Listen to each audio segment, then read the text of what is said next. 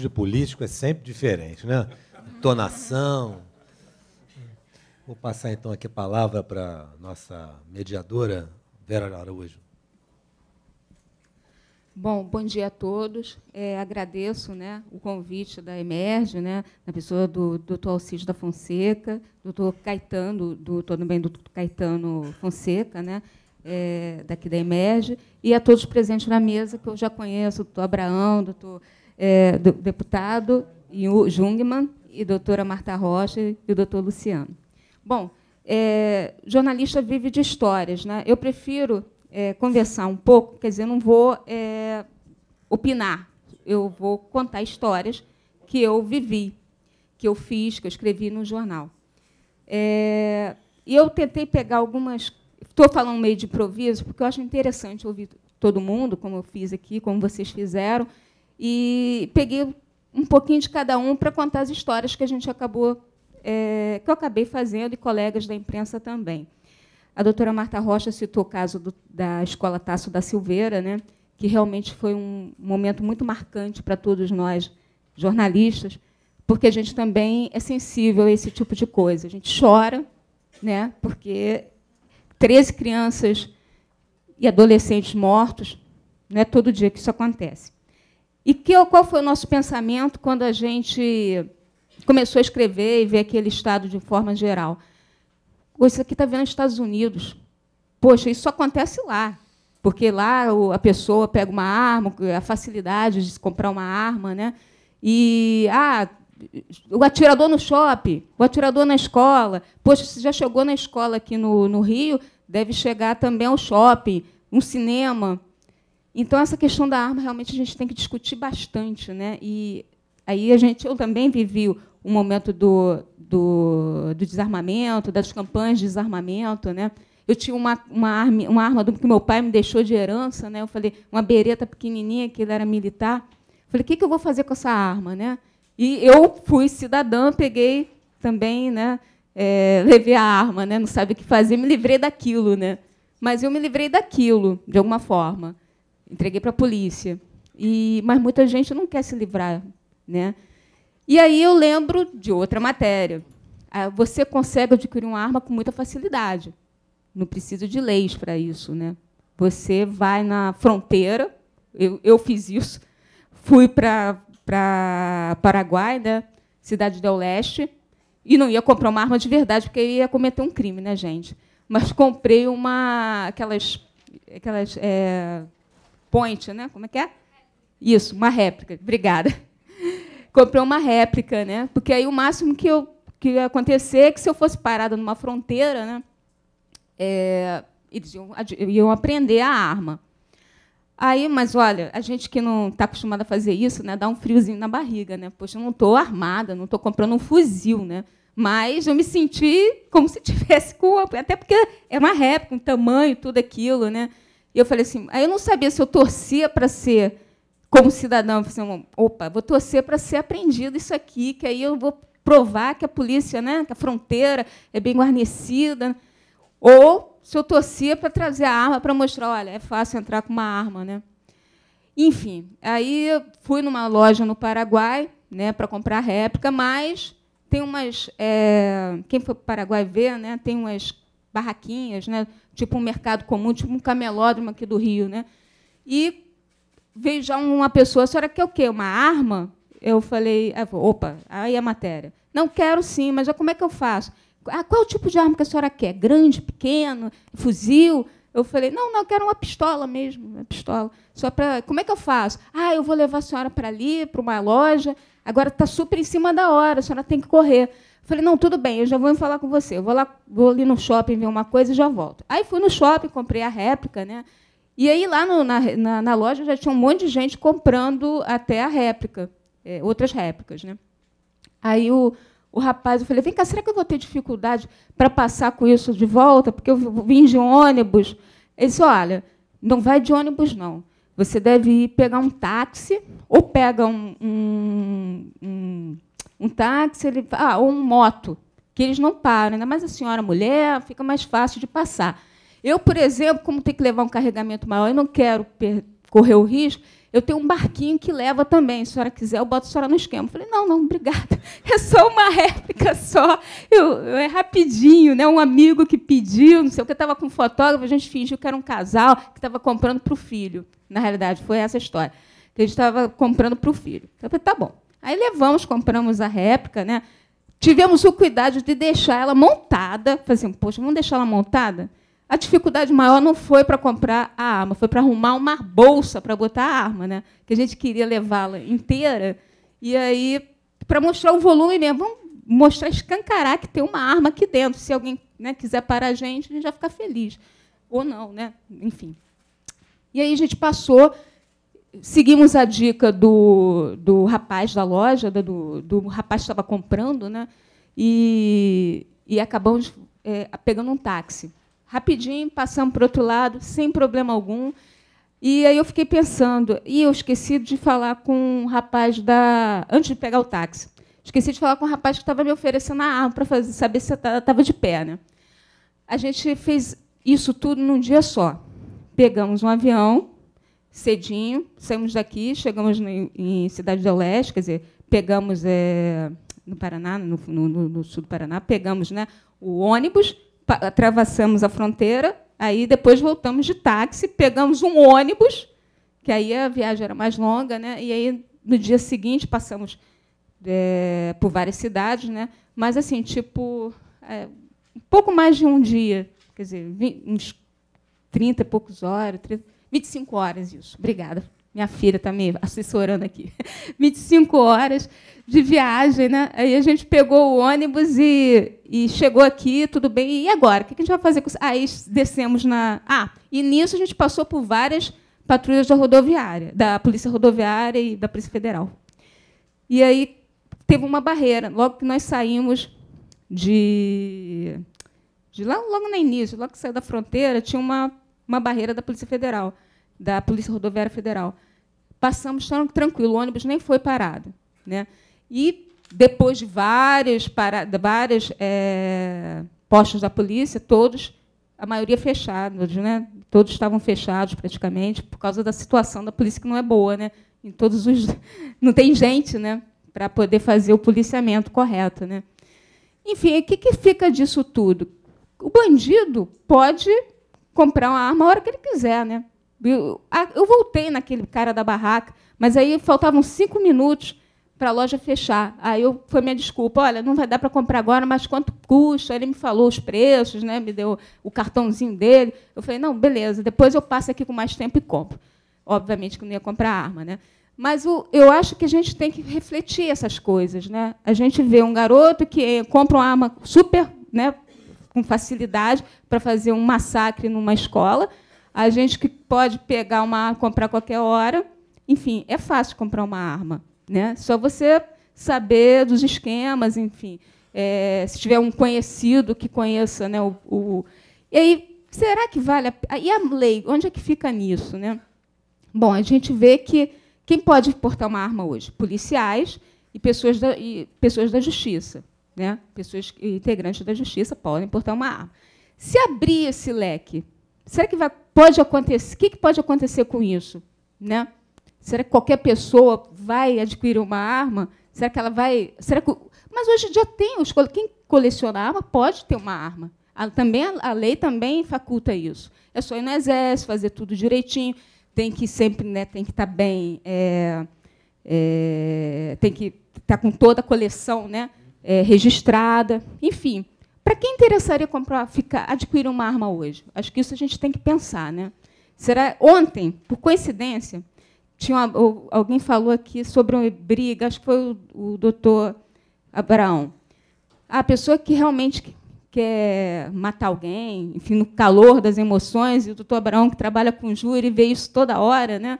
Mata com qualquer coisa. Isso é verdade. Pode matar. Ontem não mataram, mas a gente presenciou no jornal, nos fundos do jornal, no edifício, uma briga de casal em que a mulher jogou uma panela no marido, fechou a porta correndo. Enfim, a gente sabe que violência doméstica, né, um calor das emoções, crimes passionais acontecem toda hora do lado da nossa casa, vizinho, de parede, né? Então, a pessoa que mata realmente pode matar com qualquer coisa. Tá, isso é mais um ponto. Como eu falei, eu não vou exprimir minha opinião, mas dizer que realmente tem situações em que a gente pode ver que podem acontecer dependendo da nossa emoção. Tudo bem. Agora, vou falando sobre o deputado, a explanação do deputado Raul Jungmann. Realmente, quem será que está por trás do apoio da bancada da bala, né? A gente sabe que realmente a gente está ferindo interesses, né? Interesses da indústria bélica, né? Eu, como jornalista, a gente já sempre recebe reclamações dos policiais sobre o tipo dessa arma Taurus, que ela falha toda hora, né? E vários policiais, teve um policial civil que faleceu porque a arma dele é Taurus. E o policial era um policial que fazia até tiro, né? Acho que quem conhece a história, a doutora Denise aqui, da perícia, conhece bem essa história. O policial era um exímio atirador, mas, na hora que ele pegou a arma para se defender de um assalto, a Taurus não funcionou.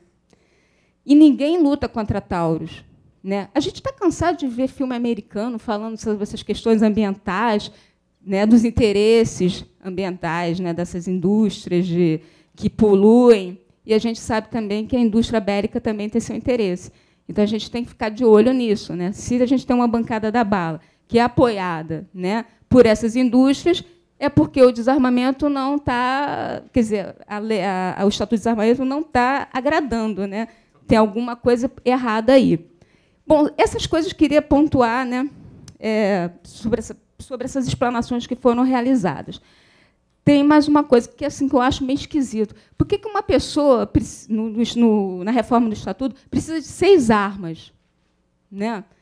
Bastava uma arma só. Né? Tem uma coisa... Quer dizer, isso reforça essa história da indústria bélica por trás. Né? Poxa, melhor... a gente está tanto tempo sem faturar, né? É melhor botar 6 armas. Vai que o cara compra para a família inteira. Né? Bom, outra questão é a blindagem, que o doutor Alexandre Baão falou, da blindagem. Hoje em dia, o que eu mais ouço é as pessoas querendo comprar um carro blindado para proteger a sua família, porque, realmente, a família é o nosso bem maior. Né? Então, a gente quer proteger, de alguma forma, os nossos filhos. Acho que é melhor comprar um carro blindado, mas o ideal era não ter que comprar carro. Né? Então, alguma coisa tem que ser feita nas ações. Né? A gente tem que agir para evitar que esse tipo de coisa aconteça, de ter tanta gente armada, gente indevida, né, que não tem qualificação. Né? Para o policial já é tão difícil usar uma arma, porque ele precisa ter a qualificação, precisa ter o tempo suficiente, né, para poder, infelizmente, ele quase não tem tempo para isso, é jogado rapidamente lá, é formado. A gente está aí com esse exemplo das UPPs, né? Infelizmente, os policiais não têm tempo suficiente nem para poder se proteger. Ontem, de novo, essas coisas acontecem, muito engraçado. Né? A gente, quando vai falar no dia seguinte, parece que essas coisas acontecem na véspera. Um policial foi ferido fatalmente, né, na Mangueira. A gente fica muito triste com isso. Né? Aí, será que ele não teve treinamento adequado para usar arma? Ou será que foi uma emboscada? Porque os bandidos, quando você entra numa favela, eles emboscam as pessoas, é uma emboscada mesmo. Se o policial entrar numa viela, que é um beco super estreito, os bandidos já estão ali para metralhar, não quer nem saber. Aí, nisso, vem o quê? Balas perdidas. E não é só o policial que encontra a bala. As pessoas de bem também encontram a bala encontra essas pessoas de bem. Né? A gente teve agora, recentemente, um menino, Mateus, numa comunidade em Magé. Nem era nem tão comunidade assim, mas era um bairro Magé, né? Uma comunidade pobre, em que a pessoa foi ferida, o garoto foi ferido. E isso resultou em 14 ônibus queimados. Essa sociedade que a gente quer, essa violência, que a gente não sabe se o filho volta para casa bem, se o nosso marido, se a nossa esposa vai chegar vivo. Então, são esses questionamentos que eu acho importantes para a gente ver qual a influência das pessoas armadas, qualquer pessoa armada. Né? Se o bandido, a gente já está com essa dor de cabeça com ele, aí, que ele não tem responsabilidade nenhuma, imagina um cidadão de bem que, às vezes, no calor dos acontecimentos, acaba usando a arma indevidamente. Né? Bom, eram essas explicações que eu queria dar. E uma outra coisa que eu acho importante ressaltar.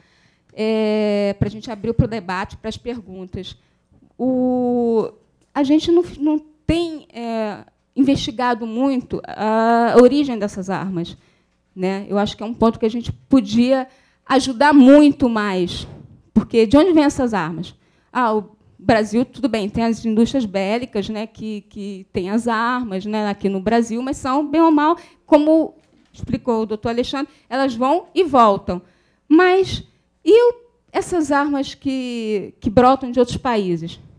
Né? Eu também fiz uma matéria sobre isso. Muitas vêm das guerras civis lá fora, que, depois que acabam, eles precisam vender. Aí as armas vêm para cá.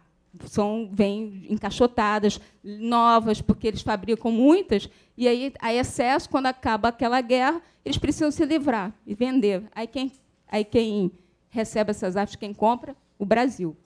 Então, são essas reflexões que a gente tem que fazer para saber que lado a gente vai optar, né? Se a gente vai optar pelo lado da manutenção do estatuto atual ou sobre a reforma. Tá? E eu queria já abrir o debate para as perguntas, fazendo as perguntas aqui diretamente para os palestrantes. Tá? Primeiro, as mulheres, doutora Marta.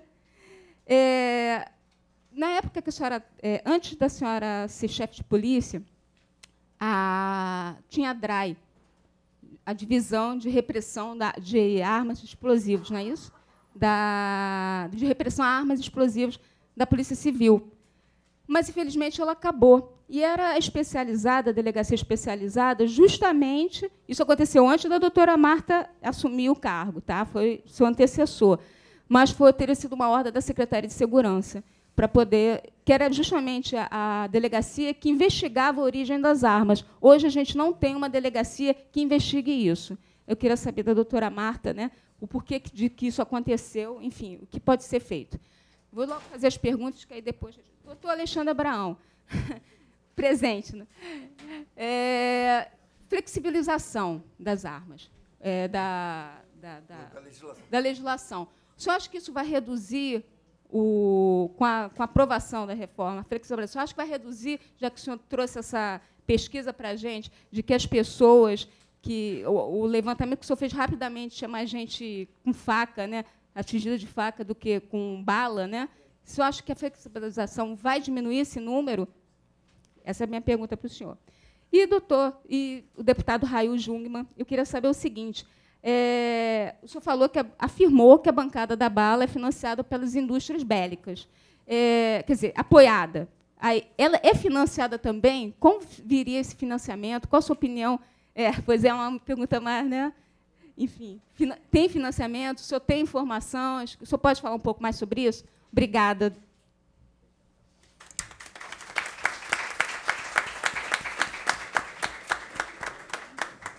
Vamos começar pela resposta da deputada.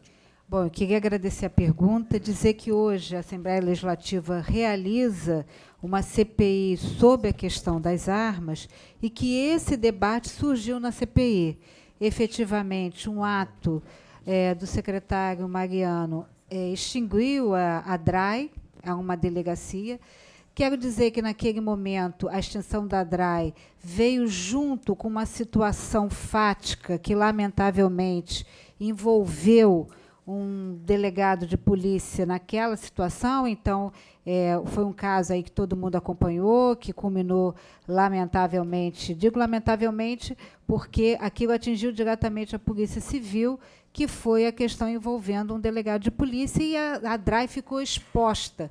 E, quando se verificou a produtividade da DRAI, se verificou que essa produtividade, essa foi a decisão do secretário, não se justificava a produtividade para a natureza a existência da delegacia. Eu acho que hoje, e aí eu queria trazer aqui duas situações que eu passei. Duas perguntas que eu respondi durante a minha carreira. Primeiro, quando, uma certa feita, me perguntaram qual era o calibre, qual era a minha arma. E eu disse uma boa caneta esferográfica azul, porque eu disse que o que não está nos autos não está no universo daquilo que vai ser conhecido e julgado. E a outra questão foi quando me perguntaram se eu tivesse que escolher um inimigo para enfrentar, hoje, essa pergunta me foi feita recentemente, eu quero dizer que hoje o grande inimigo da segurança pública, no meu modo de ver, não é mais as drogas. O grande inimigo da segurança pública hoje, na minha concepção, são as armas. As drogas, nós temos que buscar outras questões. Quero dizer que eu tenho muita dificuldade de aceitar a liberação das drogas, mas eu tenho também percebido que não adianta, e aí consegui entender o que o doutor Alexandre Abraão falou, quando ele diz a questão da lei, né? A lei ela tem que vir acolhida de outras medidas. A lei por si só, né? Quando aquelas questões que foi colocada aqui, a gente não fala da educação. Lá atrás, um governador do estado inusitou num projeto de educação em tempo integral. Como aqui a gente tem uma tradição fatídica de não valorizar, de destruir aquilo que o anterior fez, se nós tivéssemos mantido aquele projeto de educação integral, talvez a gente não estivesse vivenciando esse número expressivo de adolescente frator. Então, reconstruindo a resposta, eu quero dizer o seguinte: hoje, a CPI, o relatório não está concluído, mas nós tendemos a entender, né, o relatório, não sou a relatora, sou a vice-presidente da CPI, mas acho que ter uma unidade especializada seria bom, sim, mas não trazer para essa unidade a única responsabilidade.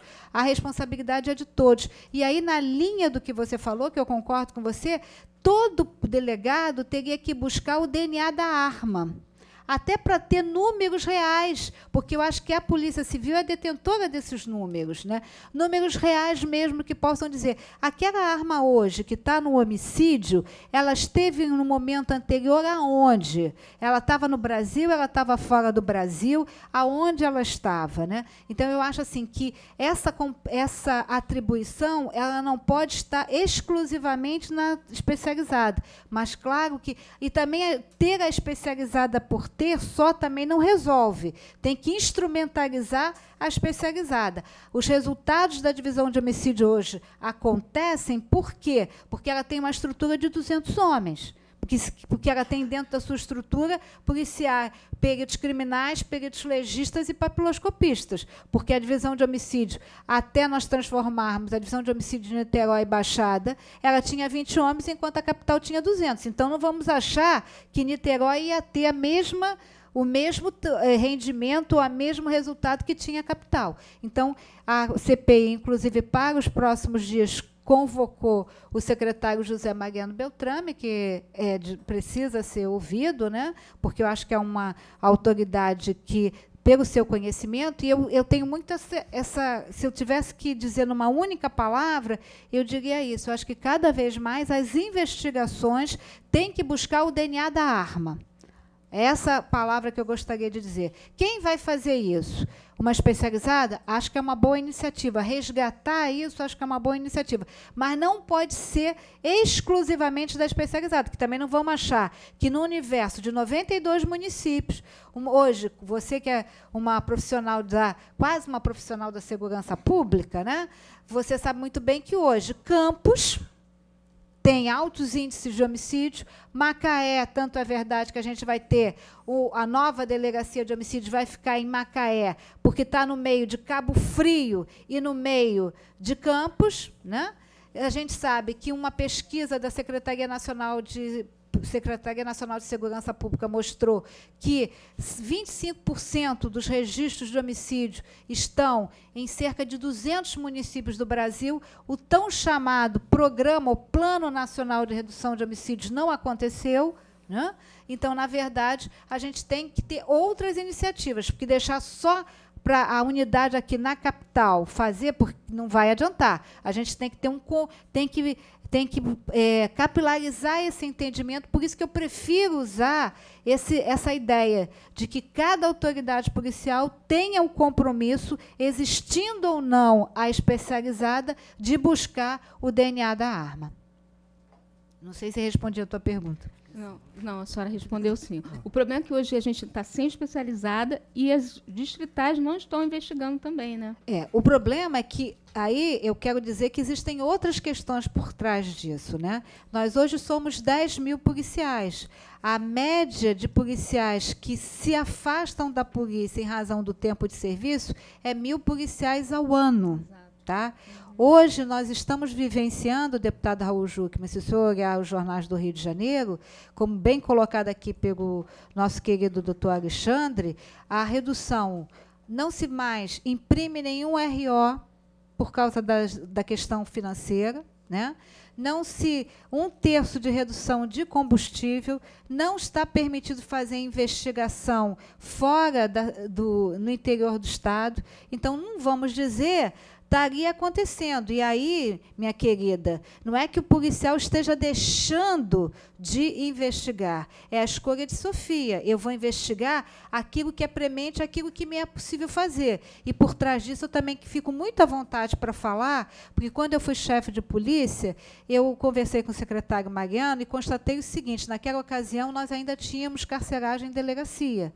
E o que eu gastava com a alimentação do preso era muito maior do que eu gastava com o ticket de vale alimentação do policial.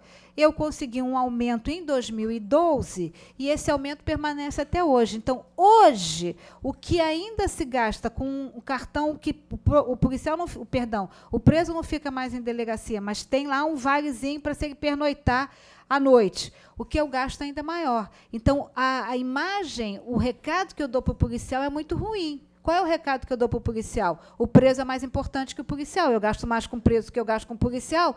Então, quando eu não pago, quando eu não pago a indenização da meritocracia, quando eu não pago o regime adicional de serviço, então, tudo isso contribui muito mais do que uma decídia, um desinteresse que possa ter o policial. Então, acho que a gente essa questão é tão complexa, esse momento é tão difícil, que eu acho que a gente tem que somar aqui esforços na tentativa de buscar solução imediata para esses problemas, porque é tudo muito. Eu só quero, vamos concluir, a grande diferença, talvez, né, o nosso oficial que está aqui, a Sueli, que é policial como eu, o coronel Ibs, possa entender. A grande diferença entre nós, policiais, e aí estou me permitindo, se me permita, falar pelos policiais militares, a grande diferença entre nós e as outras funções, primeiro, nós somos uma função de Estado. Segundo, nós estamos convivendo em 24 horas em tempo real. Então, nós não podemos dizer, como a doutora Denise também, que eu esqueci de incluir, nós não podemos dizer, olha, volta daqui a pouco, ocorrência, que eu vou ver o que eu vou conseguir resolver. Nós temos que dar soluções. E nós somos o anteparo do Estado. E nós absorvemos, né, o que há de bom e o que há de ruim nas decisões que não passam necessariamente por nós. Então, essa é a grande discussão. Obrigada, é sempre muito bom estar aqui com vocês. Só aproveitando o que a deputada falou, tivemos uma hipótese ontem, o caso ontem, vocês devem ter acompanhado, de um bombeiro militar que saiu do seu quartel na Ilha do Governador e foi a pé até Charitas, que é depois de Niterói. Ou seja, e por que ele fez isso? Porque ele queria aparecer na televisão? Não, porque ele não tinha como se deslocar.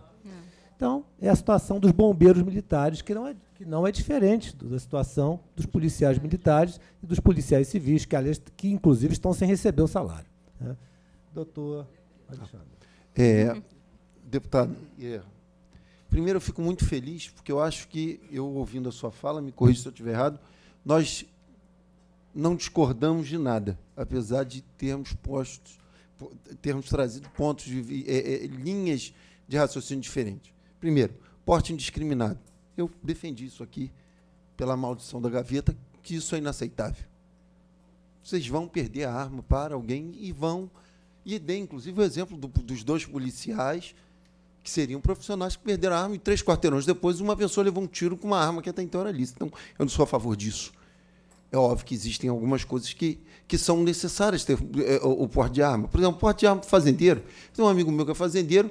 Há 3 anos atrás eu fui visitar a fazenda dele, eu estou na fazenda dele, eu estou vendo todo mundo com arma na cintura, e estou vendo, eu estou na piscina e ele com uma espingarda na piscina, eu estou olhando aquilo, eu falei, vem cá, se todo mundo isso aqui tem porte de arma? E não, Alexandre, outro dia eu estava aqui na beira da piscina, e aqui a onça vem. Oi? E o quê? Tu acha que eu vou ligar para 190 e vou pedir? Rapaz, não tem... Eu falei, tem arma aí? Pô, negócio de onça, eu vou ficar aqui? Pô, as onças quase atacaram o filho dele. E eu falei, mas você atira na onça? Ele falou, não, mas o barulho, o disparo pegando próximo, ela vai embora. E eu quero minhas 2 filhas. O meu boiadeiro trafega no campo, o que eu vou fazer? Ligar 190? Então, o porte de arma, para esse material humano que está ali isolado, é importante. O porte de arma para o velejador, o cara que navega. Vocês têm noção, talvez o coronel tenha acesso, do índice de estupro e de violência, de pirataria, por exemplo, nas costas de Paraty? O senhor tem noção disso? Pô, o que um velejador faz mal a alguém? Ele, aliás, é um dos maiores ícones de união familiar, né? Um motociclista, o selvagem da motocicleta na Harley Davidson, e o cara que vai velejar com a esposa. Aquilo une famílias. E o cara vem no meio daquele oceano, encosta um barco, estupra uma mulher dele. Será que é legal eu negar esse homem lá no meio do oceano se defender? O que ele fez de errado? Ele só queria velejar. E aí um velejador me perguntou isso, eu falei, cara, não veleja. Mas eu fui legal com ele? Não fui. Então, eu fiquei muito feliz com o seu argumento. E outra coisa, quando o senhor falou em desregulamentar o estatuto, concordo, nós não temos que desregulamentar o estatuto. Falei isso aqui também. Só que a empresa Taurus, tanto falaram o nome, ela nunca se preocupou com o estatuto. Primeiro porque ela conseguiu, nas regras abaixo do estatuto, materializar, criando uma reserva de mercado. Engraçado, você não tem mais reserva. A reserva de mercado é inconstitucional. Para carro, panela, sapato, para tudo. Só é constitucional para arma de fogo. Então a Taurus não está nem aí para o estatuto que o doutor Jungmann criou e para o outro estatuto que vem. Por que, se vocês forem estudar, Coronel me corrija, o Horácio me corrijam, se vocês forem estudar historicamente, o estatuto só começou a incomodar quando o crime organizado do Rio de Janeiro, ou do Brasil, tamanha falta de qualidade do armamento vendido, começa a deixar de adquirir as pistolas Taurus no Paraguai para preferir a pistola Glock, as pistolas turcas, as Jericós israelenses. Eu estou mentindo? Não estou. E aí vem o segundo tiro de misericórdia. Na Flórida, os consumidores americanos propõem uma ação e a Taurus é compelida a pagar uma indenização bilionária. Não sou eu que estou dizendo, está na imprensa. E aí o mercado brasileiro voltou a ser interessante nas regras formais. Por isso concordo com o senhor. Acho, sim, que tem um dedo da Taurus por trás disso. Aliás, sempre teve. Sempre teve. Porque é inaceitável essa relação. É inaceitável que o coronel tenha que comprar um armamento pelo dobro do preço. Coagidamente, quando existem armamentos melhores de primeiro mundo, que ele não tem. E aí, isso é tão interessante. A Taurus é tão boa, tão boa, tão boa, tão boa, que o Exército, quando vai fazer a segurança da Presidente da República, adquiriu pistola Glock. Alô? A Força de Segurança, a Força Especial, a FE, me corrija, coronel, porta submetralhadora HK-MP5, que é a melhor submetralhadora do mundo. Por que não porta a MT-12 da Taurus? Ah, já sei, né? Porque o percutor é usinado e um monte de colegas seus levaram tiros acionando. É uma metralhadora que atira travada. Estou errado, coronel? Não está, né? Quando eles botavam o carregador na submetralhadora e puxavam para armar, a arma batia atrás, voltava e disparava com a arma travada e sem o dedo no gatilho. Estou errado? É fato. Por que ninguém usa? Então é isso. Eu fiquei muito feliz com esses argumentos. 25 anos de idade. Eu acho que não devia descer mesmo, não. E defendi isso aqui. Aliás, eu fui muito mais rigoroso do que o Estatuto do Desarmamento. Que eu disse o seguinte, o cara que quer portar arma, ele tem que fazer coativamente o treino a cada 3, 4 meses. Muita bala? Não, muita bala até para ele ter consciência de que arma não é brincadeira. E eu duvido que alguém tenha sentido mais dor com arma de fogo aqui do que eu. Está lançado o desafio. Está lançado o desafio. E aí, eu entro, sim. O aumento das armas de fogo, a liberação das armas de fogo, podem causar um aumento das minhas estatísticas? É lógico que vai causar. É lógico, porque os 2 estatutos fornecem arma. Quando fornecem? de forma inconsequente. E aí eu trouxe aqui um argumento básico, a maldição da gaveta, a ostentação. É isso aí mesmo. Se você vai portar a arma, não porte. Eu estou com um deputado certíssimo. Exame de DNA da arma. Sim, coronel, o senhor sabe disso. Nós nunca conversamos sobre isso. Me desminta. Há um mês e meio atrás, foi apreendido um fuzil AK-47 dentro do complexo do Amaré pela sua tropa. Nós rastreamos o DNA. A arma tinha sido desviada 3 semanas antes de um quartel no leste europeu. Então não adianta, aí o senhor falou em enxugador de gelo, adorei, ele é enxugador de gelo mesmo, porque ele vai lá, ele apreendeu o AK-47, muito obrigado, porque se cada arma clandestina gera 8 mortes, o senhor salvou 8 vidas. Muito obrigado. Essa é a notícia boa. Qual é a notícia ruim? O roteiro continua. Então ele apreendeu o AK-47, amanhã chega um Norinco, chega um M16, e vocês veem os fuzis aí. O Brasil não produz M16A1, não produz AK-47, não produz, não sei, não produz os fuzis, as lunetas que estão aí na rua. E da onde eles estão vindo? É nesse aspecto que eu falei. Cadê o sistema para funcionar? Nós não vemos. E aí é óbvio que a liberação das armas vai gerar mais morte. Até porque você vai ter mais inconsequentes portando arma de fogo. E aí eu devolvo a pergunta do senhor deputado, muito inteligente. O deputado perguntou assim, o senhor prefere, coronel Uipes, conheço a sua história, um homem sério, perdão, confundi o nome, eu conheço a sua história. Eu lhe pergunto, o senhor prefere abordar um homem com a sua guarnição com revólver 38 ou o senhor prefere abordar o bonde do AK-47?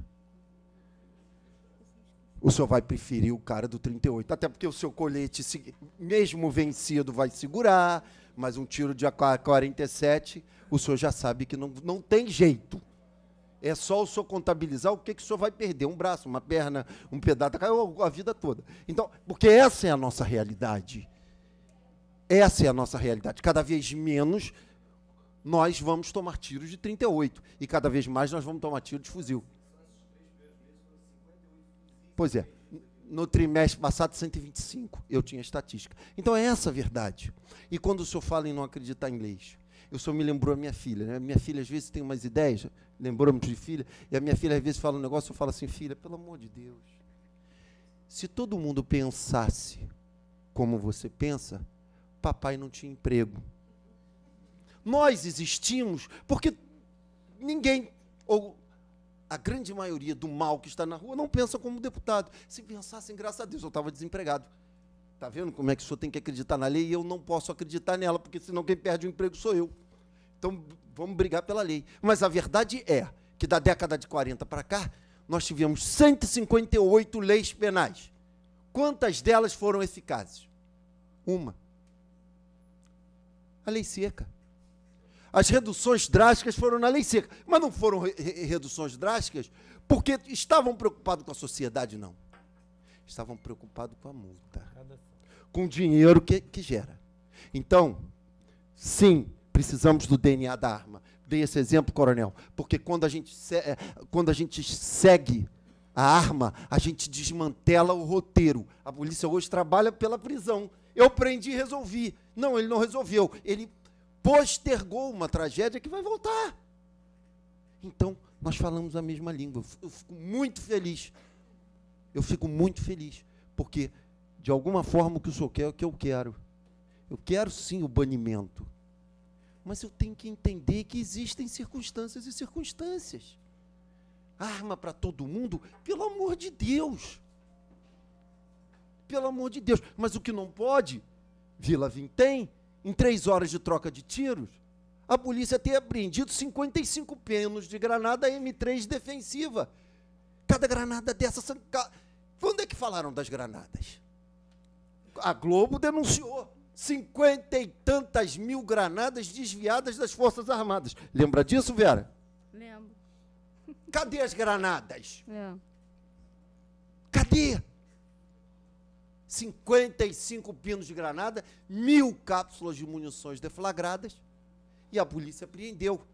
Deusa brasileira, Virgem Maria Carioca e os anjos da guarda estavam na Vila Vintém aquele dia que só morreram 5. Morreu pouca gente, cara. Um ambiente confinado, cada M3, 600 fragmentos. Cada granada aqui lança 600 fragmentos semelhantes a um revólver, a um tiro de 32. Isso é um perigo. E quando você entende esse contexto, sim, vai gerar morte. É óbvio que vai gerar morte. Agora, eu fico muito feliz porque nós falamos a mesma língua. Armas são muito perigosas. Liberdade com responsabilidade. Se você não tem responsabilidade, você não pode ter essa liberdade. Reduzir para 21 anos, por quê? Ah, não, já sei, porque com 18 anos, o sujeito vai servir o quartel, ele usa o fuzil. Tá, e daí? Mas não quer dizer que ele tem que comprar uma arma com 21. 25 anos é uma idade biológica positiva, você já chega num amadurecimento melhor. Ah, não, o garoto chega na PM com 22 anos, sai ali, mas pelo menos ele já recebeu um adestramento, ele já criou um vínculo ético que o criminoso não criou. Então eu sou a favor mesmo de não reduzir, pelo amor de Deus, briga nisso por lá. Rasga, se eu quiser, eu vou para lá, o senhor me convidou para o Congresso. Eu não vou para ser deputado, eu não tenho estômago, mas para pular no pescoço, quem quer reduzir para 21, estamos juntos. Mas não vai armado, não, né? Não, não vou armado, não. A minha arma maior é a minha mão. E a minha arma maior é Deus. Eu não. Para que eu vou andar armado? Eu vou ter que combater com 5, 6. Eu não vou. E hoje, se eu der um tiro em alguém, eu tenho que justificar tanta gente. Eu tenho que justificar tanta coisa, gente. Eu sou comodista, sinceramente. Eu prefiro levar o tiro. Desculpa. Respondi? O senhor anda armado? Eu? É. Com as armas de Jorge.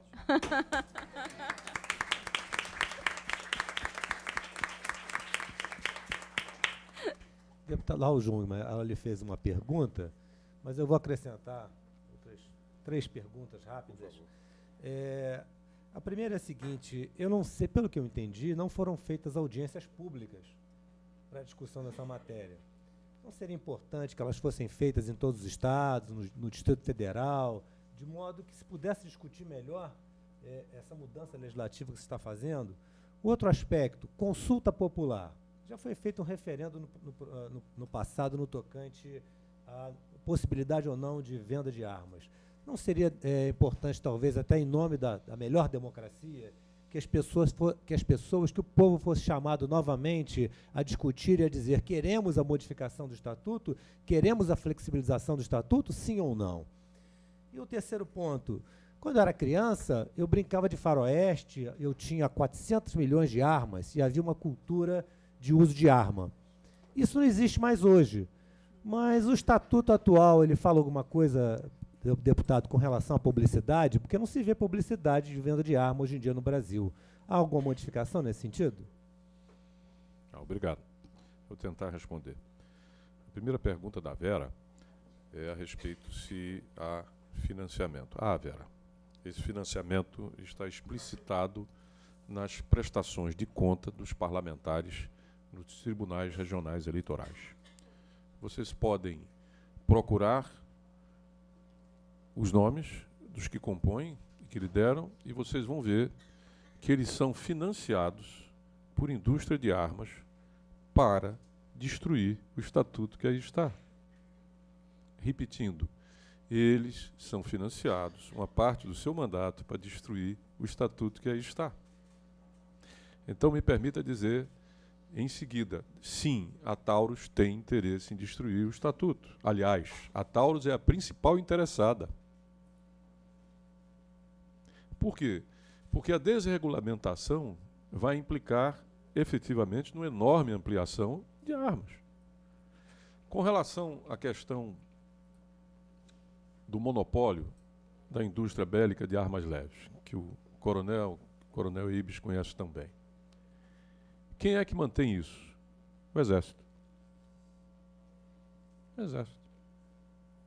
Por que mantém isso? Vamos voltar na história. Tanto a Taurus como a CBC antes do golpe militar, 64, elas foram vendidas. Uma foi vendida a Remington, outra foi vendida a Colt.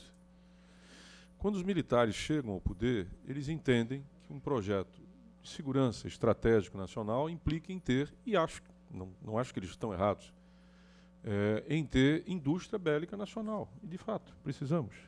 E eles usam o BNDES para renacionalizar.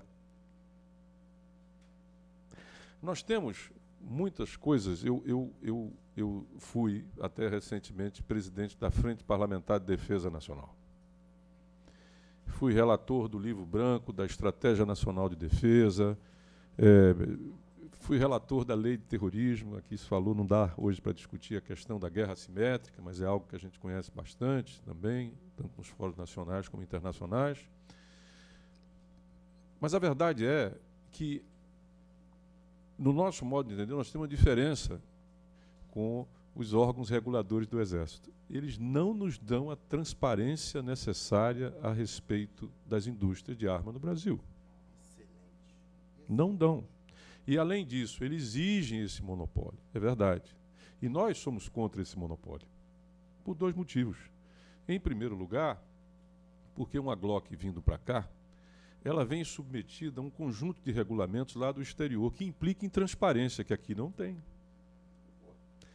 Olha, nós temos a maior dificuldade do mundo em conseguir os dados precisos de exportação dessas indústrias. É uma luta, né, dona Michele? Histórica. Nós não conseguimos. Então, boa parte daquilo que os senhores aqui se queixaram, inclusive a Marta, o Abrão, essas armas que fazem esse circuito, contam, em alguma medida, e não estou dizendo aqui dolosamente, mas, de fato, contam com uma cortina, tá certo? Que vela esses dados de informação e o seu controle. Nós teríamos que ter a marcação de toda a munição, não é isso, coronel? Não só para as polícias, mas também para aqueles que privadamente têm e não têm. Enfim, o que eu quero dizer é que existe no Brasil uma coisa pouco falada que eu chamaria de comunidade de armas. O que é a comunidade de armas? A comunidade de armas é o seguinte: em grande medida, os diretores, os presidentes das indústrias de armas no Brasil provêm das polícias militares ou provêm do Exército. Como é que vai se dar o processo de fiscalização da indústria de arma no Brasil, hein, dona Marta? Quando você tem lá exatamente membros egressos do Exército e das polícias militares, que é quem devem fazer a fiscalização. Os senhores que conhecem o controle, não é, que tem que ser feito sobre a ação de Vossas Excelências, sabem o que eu estou me referindo. Você tem, por exemplo, colecionadores de armas, que têm enormes quantidades de armas. Vamos supor que ele seja um coronel da reserva, um general, ou um ex-comandante da PM. Como fiscalizá-los? Por exemplo, você tem clube de tiro, você tem as indústrias, você tem a bancada da bala, você tem uma indústria poderosíssima. O que é que vocês acham, hein, Ibis?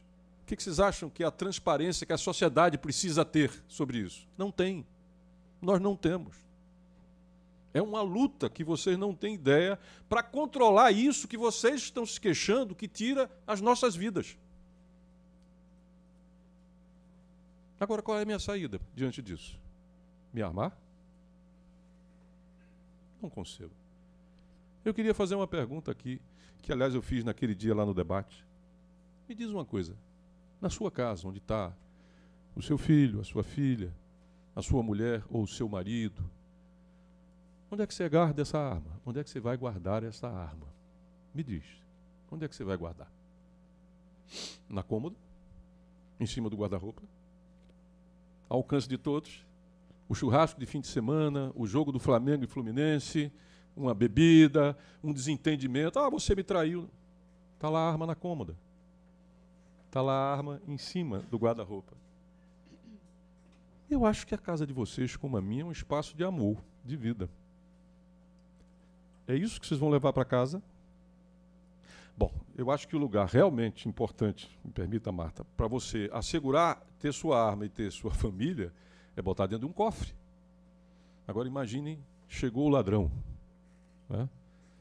Segura aí, mulher, 3 para a direita. Qual é a senha mesmo aqui? Como é que eu... Senhores, as armas em casa matam muito mais os familiares do que os ladrões. As estatísticas estão aí. Para que eu quero arma? Eu vou botar uma arma dentro de casa com meu filho, com a minha filha, com a minha mulher, com os meus amigos? Para me defender de um ladrão que chega de surpresa? Aonde o tempo de reação medido, inclusive para profissionais, coronéis, tá certo? Correto? É desfavorável. O que é que eu estou fazendo com essa arma? Que é isso? Mas vocês têm uma população vulnerável, uma população com medo, uma população que, infelizmente, não acredita na polícia, que não acredita na justiça e que é presa fácil. A saída é me armar, é a autotutela. Se ninguém cuida, eu vou me armar. É para isso que nós vamos caminhar, senhor desembargador? É isso, dona Vera? É isso que nós queremos? Isso não é saída. Quero dizer aqui a vocês que é possível ter a posse de arma no imóvel rural. E para esses casos que foram levantados aqui pelo doutor Alexandre, nós estamos estendendo a todo o imóvel rural. Entendemos que é legítimo, dentro do espaço do imóvel rural, não tem problema, está lá. Então, essa é uma legislação que pode ser aperfeiçoada? Pode. Ela trouxe ganhos em termos de vida, é inquestionável, é absolutamente inquestionável. E aí me permita, respeitosamente, dizer ao ilustre juiz que se nós temos concordância, temos divergência. Não dá para dizer que as duas propostas são iguais. Não dá para dizer que o estatuto se equivale ao que está sendo proposto aí, porque, no fundo, essa é a discussão que nós estamos travando. Porque não é. Entre outras coisas, eu esqueci, além de arma para quem tem antecedente criminal, gostou, coronel? Gostou?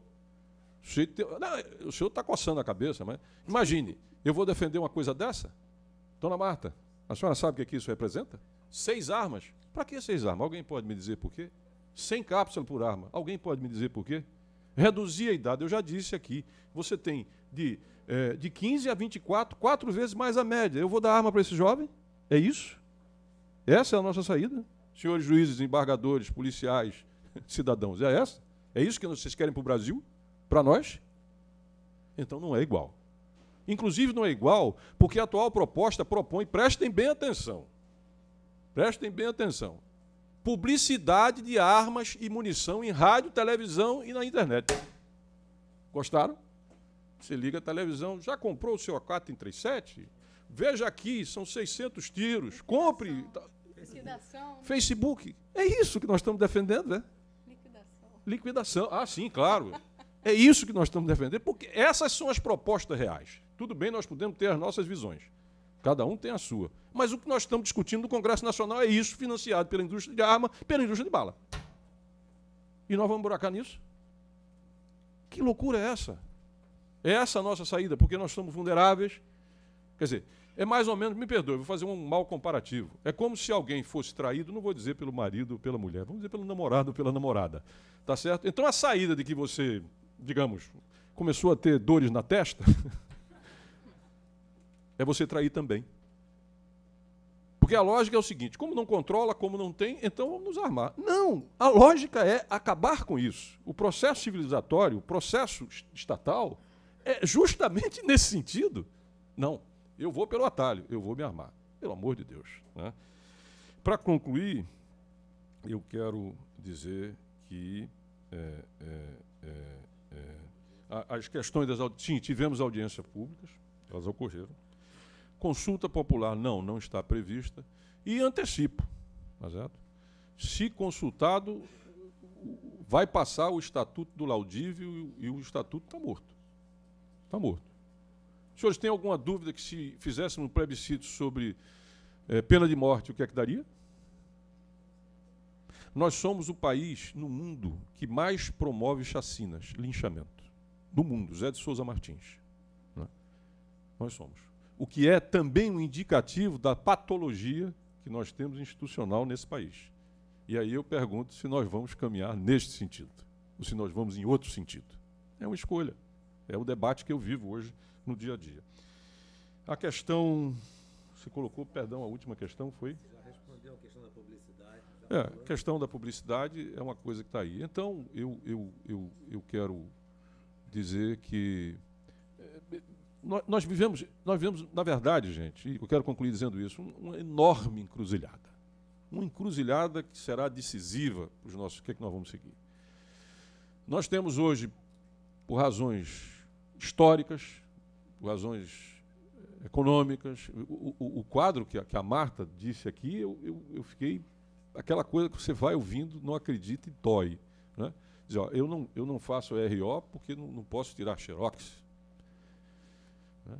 Eu reduzi 1/3, isso, aquilo, outro. Quer dizer, o que vocês acham que é o reflexo perante a opinião pública disso?